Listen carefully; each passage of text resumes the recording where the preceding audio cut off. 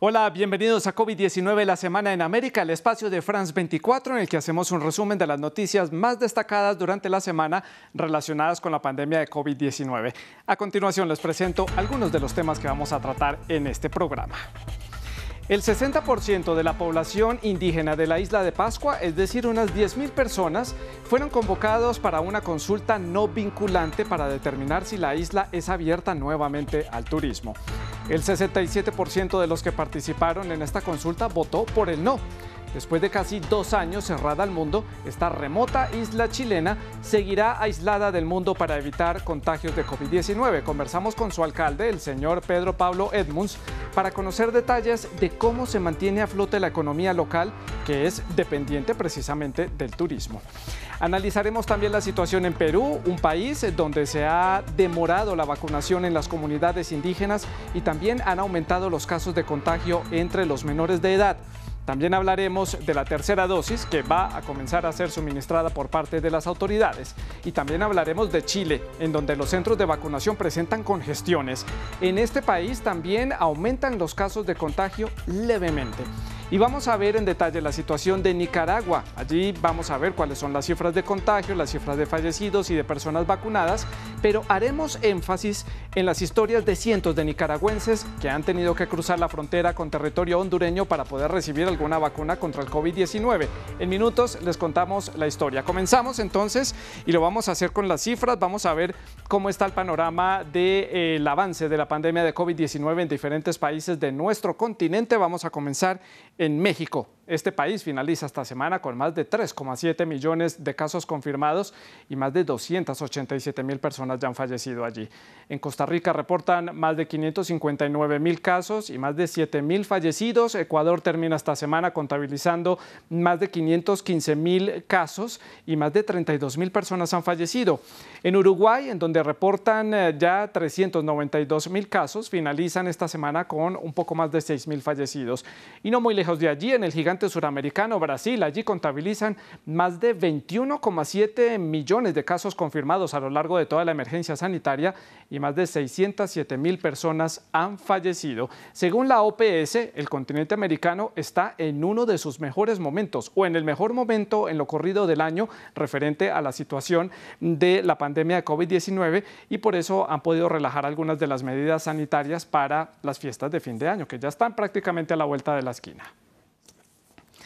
Vamos a conversar con el doctor Carlos Eduardo Pérez, médico infectólogo, también asesor científico de France 24. Ya está con nosotros para nuestra habitual consulta. Doctor, bienvenido, como siempre, un gusto tenerlo con nosotros.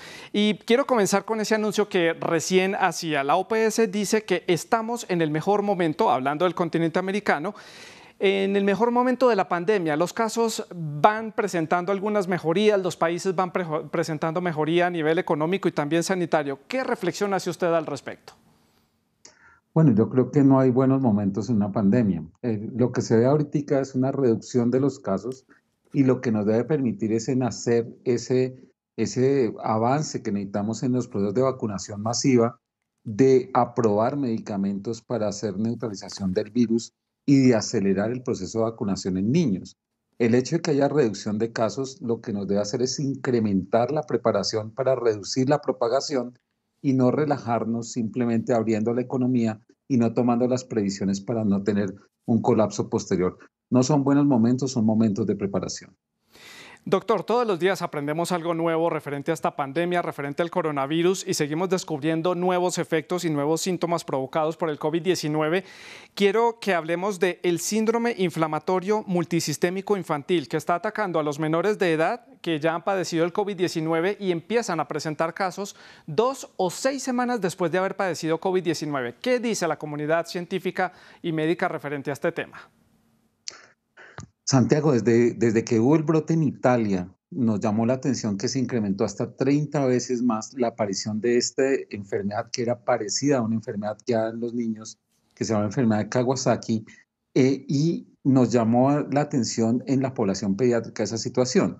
Como en estos momentos en la pandemia se ha desplazado hacia la población infantil, porque ya la mayoría de adultos están vacunados, los casos de COVID, estamos viendo con mayor frecuencia de esta enfermedad. Esta enfermedad, si se diagnostica rápidamente, tiene tratamiento. Hemos visto ya casos en toda América Latina y en Colombia especialmente, y colocando medicamentos se puede buscar la resolución. Pero eso también es una alarma para que tengamos que vacunar a los niños como prioridad para evitar estas complicaciones que pueden ser secuelas después de la infección viral. Por eso es importante también vacunarlos. Ya varios países están habilitando la vacunación para los menores de edad. Doctor, quiero transmitirle una pregunta de uno de nuestros seguidores, que es una pregunta que recibimos a través de las redes sociales, y es, ahora que está disponible la tercera dosis o vacuna de refuerzo, ¿qué vacuna debo elegir? Las terceras dosis tienen algunas pautas. En general, se debe colocar la misma vacuna que se colocó en la pauta inicial, pero se pueden mezclar con otras vacunas, que es lo que se llama pauta heteróloga. Se puede utilizar si se usó una vacuna de RNA, una vacuna de adenovirus, o lo contrario, si se usó una vacuna de adenovirus como Janssen o AstraZeneca, colocar una vacuna de RNA. Eso ya se está haciendo en el mundo, se está estableciendo, y las vacunas son seguras y también efectivas e incluso muy efectivas cuando se coloca esa tercera dosis con una pauta heteróloga. Es decir, que hay que vacunarse, si hay la probabilidad y el lineamiento del país de hacer el refuerzo, hacerlo, y hay ya unos lineamientos muy claros de qué vacunas se pueden utilizar, pero en general cualquiera de las vacunas pueden servir para refuerzo. Doctor, para terminar esta consulta, quiero preguntarle por ese estudio publicado esta semana que habla del uso de la fluvoxamina, que es un antidepresivo, que es genérico, es bastante barato a nivel comercial, pero tal parece que evita tener un COVID fuerte o un COVID prolongado, que también ya lo hemos analizado acá. Sí, este medicamento tiene un efecto antiviral que se demostró desde las fases iniciales. Ya se empezaron a hacer pruebas y se encontró que efectivamente reduce la probabilidad de hospitalización o de progresión de la enfermedad.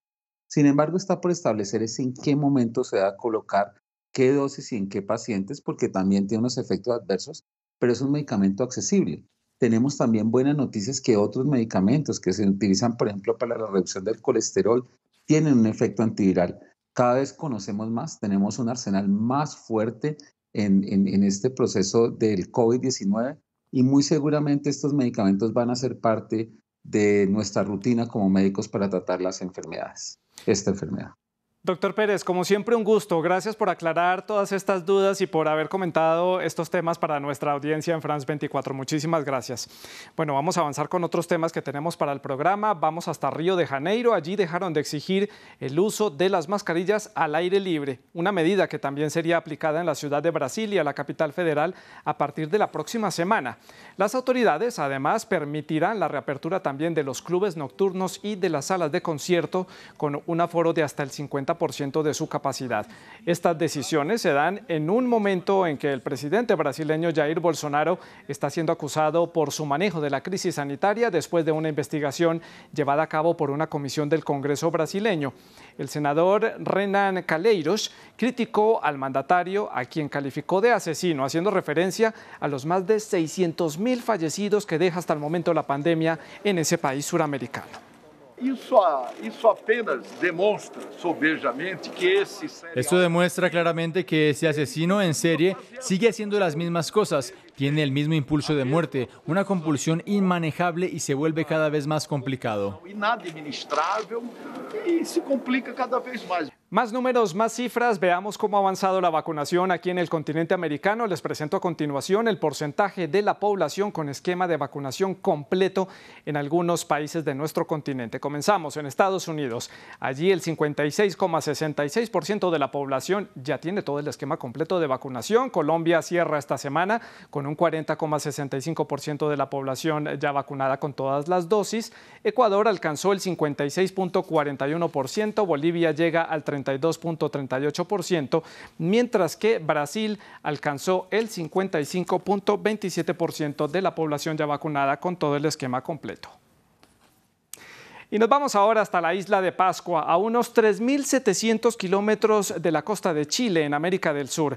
Allí la población indígena, o Rapa Nui, como se le conoce, es decir, unos 10.000 habitantes, fueron convocados para participar en una consulta sobre la apertura de la isla al turismo y pues también al mundo exterior.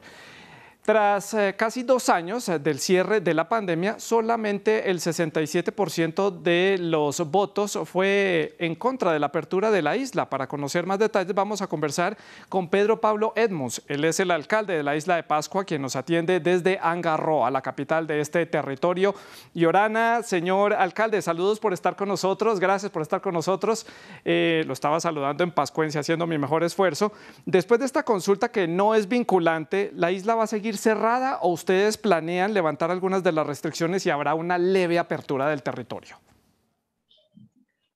Nosotros, Santiago, estamos hoy día con la isla cerrada. La isla está cerrada porque nosotros lo solicitamos hace 18 meses atrás para evitar que nosotros nos contagiemos. Y nosotros desde un principio, o sea, hace 18 meses atrás, tomamos la decisión como comunidad toda de que solamente la isla va a abrir nuevamente su aeropuerto, que es el único lugar de entrada a la isla de personas, tanto de aquí para allá como de allá para acá. Sí. Abriríamos solamente bajo 2 variables o primicias. Primero, que la isla esté al máximo de vacunación, o sea, más del 80%. Segundo, que nuestro puerto de entrada, que es Santiago de Chile, estuviese en un estado pandémico a la baja, en un mínimo de cuadro de infestación y en un mínimo de porcentaje de infestación. Solamente esas 2 condiciones podríamos o nosotros evaluaríamos la fecha de apertura de Rapa Nui a vuelos comerciales. Sí. Desde ese momento hasta ahora, la isla se ha mantenido con vuelos humanitarios, que significa un vuelo a la semana para garantizar nuestra sustentabilidad en alimentos, en enseres, necesidades urgentes, medicinas, etc. Ahora, la pregunta suya, si queremos abrir o no abrir, evidente que queremos abrir, pero las condiciones para abrir están entregadas, están dadas, están explicadas. Lo que pasó el domingo pasado es una consulta de la comunidad indígena, que no es la comunidad toda, es la comunidad indígena que está a cargo de administrar 25 sitios sagrados nuestros que el Estado de Chile le prestó para administrar en 50 años. Y ellos, dentro del contexto de dar cuenta del manejo de esos sitios, hicieron una consulta a sus asociados. Y fueron sus asociados quienes llegaron a manifestar lo que usted ya sabe. Alcalde Edmonds, el turismo era básico para la economía de la isla de Pascua. ¿Cómo han hecho para mantenerse a flote, evitar el colapso económico y también evitar un deterioro en la calidad de vida de los habitantes? Bueno, desde el primer día nos organizamos. Rapa Nui viene trabajando un plan de sustentabilidad desde hace más de 8 años en concordancia con los objetivos de sustentabilidad que las Naciones Unidas acordó para el planeta a través de la Agenda 2030 en Ginebra el año 2015. Desde entonces que también Rapa Nui ha venido trabajando en un plan de sustentabilidad y ese plan de sustentabilidad se aplicó completamente a partir de 18 meses atrás para sustentar a la comunidad que quedó sin empleo, partiendo por los miembros de la comunidad indígena Maujenúa, que quedó completamente sin empleo porque ellos sí viven 100% del turismo. Ahí quedó desempleado alrededor de 400 personas, o sea, 400 familias Rapa Nui quedaron sin empleo. Y la municipalidad se ha hecho cargo en un plan que se llama Plan Pro Empleo, que tiene varias implicancias. Y esas implicancias tienen que ver también con empezar a inculcarnos a nosotros mismos el concepto de autosustentabilidad, y así es como Rapa Nui se ha mantenido hasta ahora. Interesante, señor alcalde. Precisamente allí en su isla el 73% de la población ya está vacunada, pero el Centro Médico de Angarroa, que es la capital, no dispone de unidades de cuidado intensivo. Sí tienen respiradores, pero no unidades de cuidado intensivo. Esta coyuntura tal vez es el momento para equipar mejor este centro hospitalario y tal vez para disponer de un avión ambulancia, un avión medicalizado allí en la isla para transportar a personas que necesiten ir hasta Santiago para ser atendidas. Santiago, te agradezco enormemente la pregunta y la sugerencia. Es precisamente lo que esta autoridad está intentando y tratando de transmitir a la autoridad nacional competente, que es el Ministerio de Salud. Estamos intentando un encuentro, al menos virtual, con el ministro, para precisamente proponerle de que a partir de esta coyuntura muy especial que está viviendo el mundo y especialmente nosotros en Rapa Nui, creemos que es el momento de hacer esa inversión. Es el tiempo de invertir en nuestro hospital y crear finalmente lo que por décadas la comunidad Rapa Nui ha estado reclamando gobierno tras gobierno. ¿Cuál es? Es implementar el sistema UTI-UCI acá en Rapa Nui, de forma tal de que tengamos un servicio de salud completo, robustecido, porque gracias a lo pandémico descubrimos de que nuestro hospital es muy precario, no va a ayudar, no va a poder contener ningún caso de emergencia COVID. Entonces, somos el hospital más alejado del planeta, no solamente de Chile, del planeta. Son 4.000 kilómetros de distancia a la siguiente opción de salud solucionable. Y por lo tanto, es la oportunidad de invertir y hacer que este servicio sea robusto, no solamente para Rapa Nui, sino que también para quienes pasan nuestra vecindad, como los barcos. Hay barcos cruceros, hay barcos de carga, hay barcos pesqueros, hay todos estos navíos que transitan en aguas internacionales, y cuando pasa de San Francisco, California, hacia Sydney, Australia, por ejemplo, pasa mucho, hay un transporte constante y sufren a veces accidentes graves en los mismos buques, y el único lugar cercano para llegar es Rapa Nui.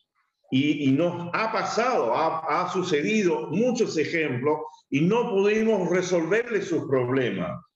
Entonces ahí también hay una oportunidad para Chile como país de hacer esa inversión. Y este es el momento de hacerlo, y ojalá pudiéramos hacerlo antes de aperturar Rapa Nui al turismo. Alcalde Edmonds, muchas gracias por estar con nosotros aquí en France 24. Siempre muy atentos estamos de lo que sucede allí en esta isla. Vale la pena decir que se han registrado solamente 8 casos de COVID-19 desde que comenzó la pandemia, y desde septiembre del 2020 no han tenido ningún hospitalizado ni tampoco personas fallecidas allí en la isla de Pascua. Cambiamos de tema. El próximo 8 de noviembre Estados Unidos levantará las restricciones impuestas a los viajeros internacionales, lo que representará un impulso para la economía del país a partir del turismo. Pero eso sí, pone fin precisamente al turismo de vacunas que era permitido, por ejemplo, para los ciudadanos latinoamericanos. A partir del 8 de noviembre, este país tendrá nuevas medidas o restricciones para el ingreso de los extranjeros. Por ejemplo, les contamos algunas de ellas. Es necesario tener la pauta completa de vacunación, es decir, 1 o 2 dosis, dependiendo del caso de la vacuna que usted tenga. Solo se permite el ingreso a las personas que tengan vacunas que sean avaladas por la FDA y por la OMS. Asimismo, deben tener un certificado de test negativo de un PCR realizado 3 días antes de embarcar su vuelo rumbo a los Estados Unidos. Quienes no estén vacunados deberán mostrar este mismo certificado de un test negativo de una PCR, pero realizado un día antes de embarcar rumbo a los Estados Unidos. Y nos vamos ahora a hacer un repaso de la situación en Perú, este país. Allí se registra la mayor cantidad de muertes por millón de habitantes en el mundo y hay algunos retrasos también en la vacunación. Vamos a ir hasta Lima para conocer más detalles con Francisco Zacarías para ampliar esta información. Francisco, ¿cómo va? Gracias por estar con nosotros, como siempre, en el programa. Y comienzo preguntándole por las demoras en la vacunación que hay en las comunidades indígenas, algo que fue denunciado a lo largo de esta semana. ¿Qué dicen? Hola Santiago. La Defensoría del Pueblo alertó que Perú se vendría produciendo una demora en la vacunación contra el COVID-19 a los pueblos indígenas de los Andes y la Amazonía. El organismo reveló que al 22 de octubre solo el 28% de la población indígena amazónica ha recibido las 2 dosis previstas. Según los registros, el Ministerio de Salud tenía programado una meta de 393.287 personas inmunizadas. Sin embargo, solo se vacunó a más de 123.000 con la primera dosis y más de 85.000 con la segunda dosis. Para la Defensoría, esto representa un escaso avance a casi 2 meses de culminar el año. La entidad estatal exhortó al Ministerio de Economía y Finanzas garantizar un presupuesto que comprende el reforzamiento a la vacunación y la atención en los puestos de salud localizados en las comunidades de las regiones amazónicas y andinas del Perú. Se advierte que si el gobierno no toma acciones, se limitaría la capacidad de respuesta frente a una tercera ola del COVID-19. Francisco, también preocupa el aumento de los casos de contagio en los menores de edad. ¿Por qué está sucediendo esto? La Seguridad Social reveló que del 3 al 9 de octubre se registraron 120 casos de niños y la semana siguiente 170. El organismo afirma que la cantidad desciende a un 42%. El ministro de Salud, Hernando Ceballos, reconoció que 108 menores están hospitalizados. Aceptó que sí hubo un incremento, pero señaló que no se trata de una cifra considerable. Sin embargo, especialistas del Instituto Nacional de Salud del Niño piden a los padres de familia no descuidar los protocolos sanitarios para proteger a la población infantil y recomiendan no exponer a los niños a contagios del COVID-19 en las celebraciones de Halloween. Por su parte, el Sindicato de Maestros del Perú afirmó que el incremento de contagios del SARS-CoV-2 en menores presenta un escenario complicado al retorno de las clases semipresenciales que fueron anunciadas para marzo del 2022. Los maestros exigen diálogo al gobierno para abordar un mejor manejo de la crisis sanitaria y de la problemática del magisterio. Francisco, hablemos de la tercera dosis. ¿Cuándo va a empezar a ser inoculada en la ciudadanía peruana? Más de 100.000 trabajadores del sector salud fueron inoculados con la dosis de refuerzo. Teniendo la primera línea de atención protegida, las autoridades alistan vacunación de la tercera dosis a los adultos mayores de 65 años que podrían comenzar oficialmente entre el 1 y 2 de noviembre. El requisito principal es que las personas tengan más de 6 meses de haber recibido la segunda dosis de la vacuna contra el COVID-19.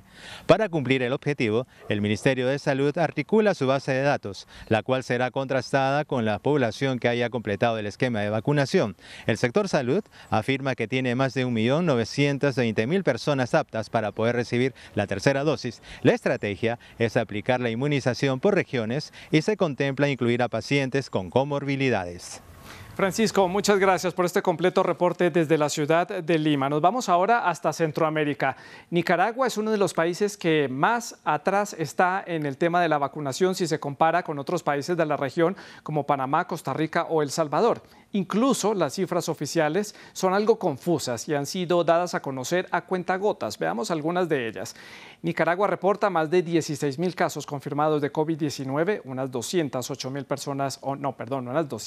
personas han fallecido debido al COVID-19 y solamente algunas ONGs independientes y algunos medios independientes han podido reportar que el 5,41% de la población ha recibido el esquema completo de vacunación.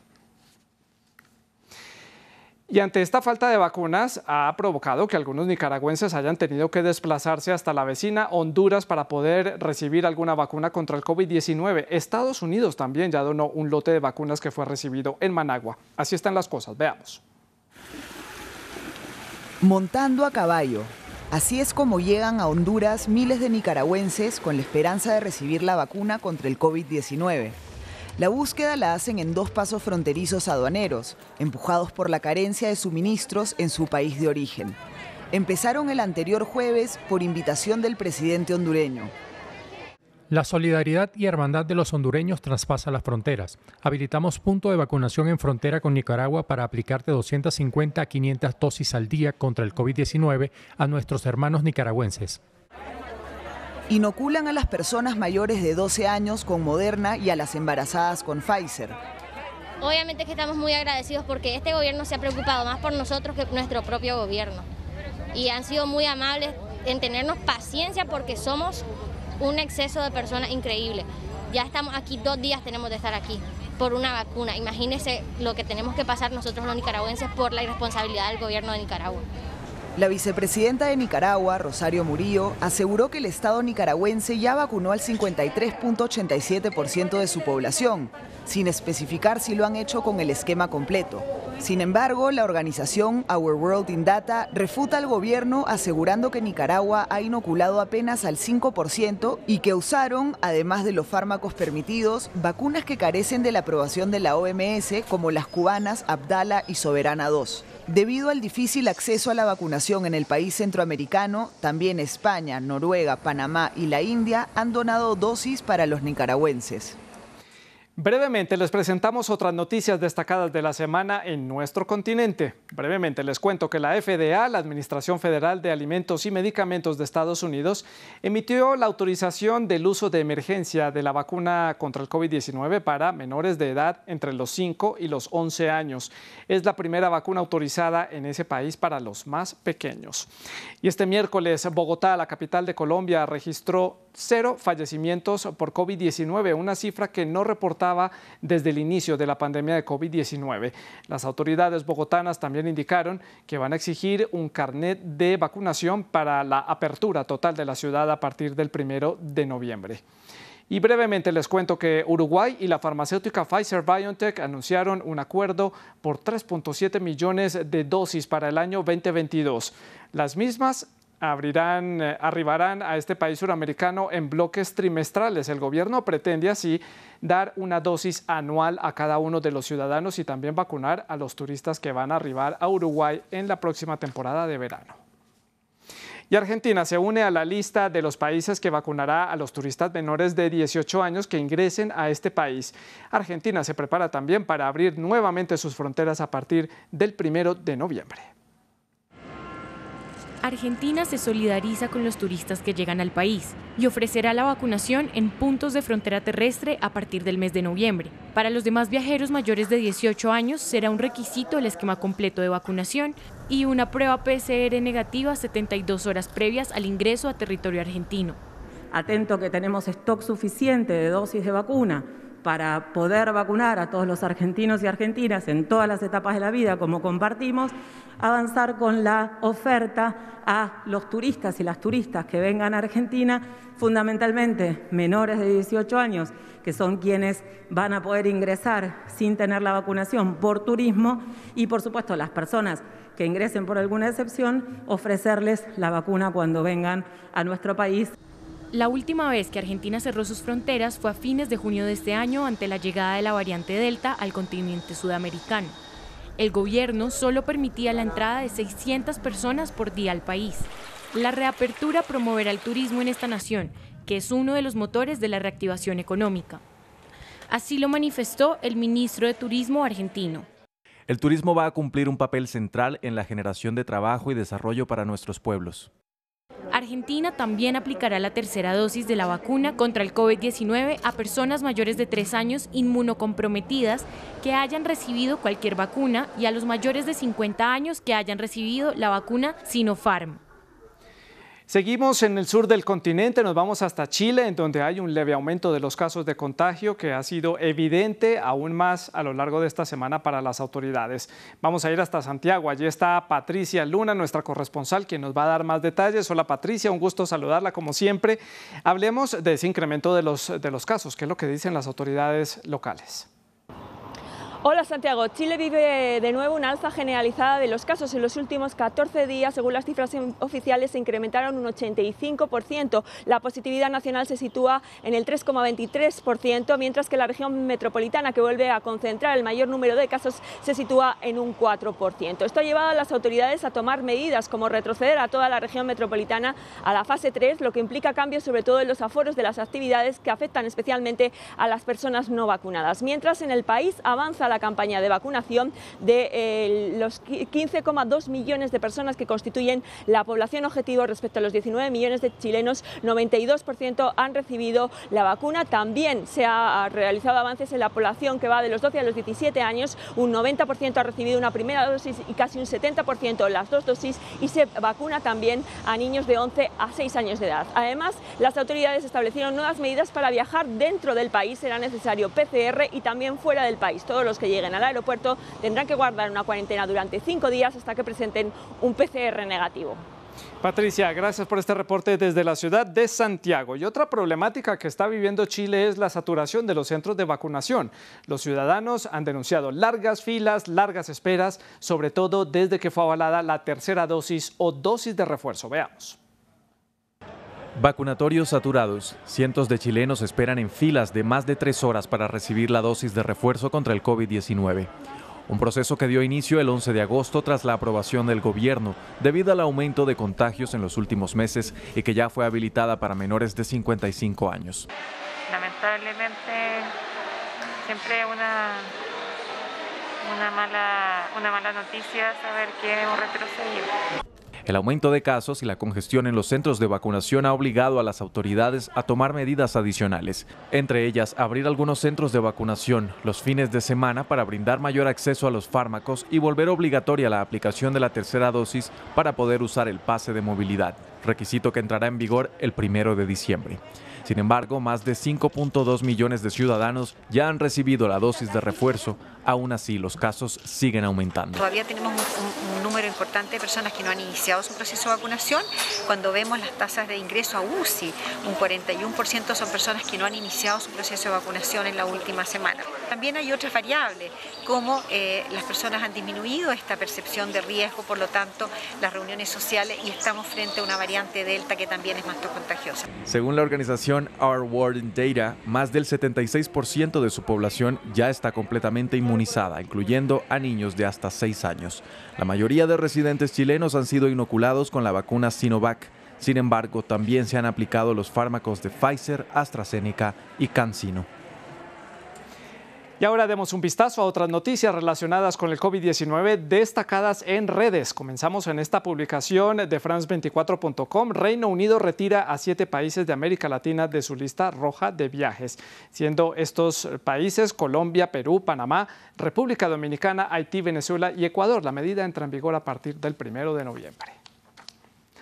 Y para el cierre del programa los dejamos con estas imágenes de un altar elaborado en la Ciudad de México para recordar a las víctimas que ha dejado el COVID-19. Esto coincide con los preparativos de la celebración del Día de los Muertos, que es una de las más emblemáticas tradiciones mexicanas. Con esto nos despedimos. Sigan con la programación de France 24. A bientôt. Merci.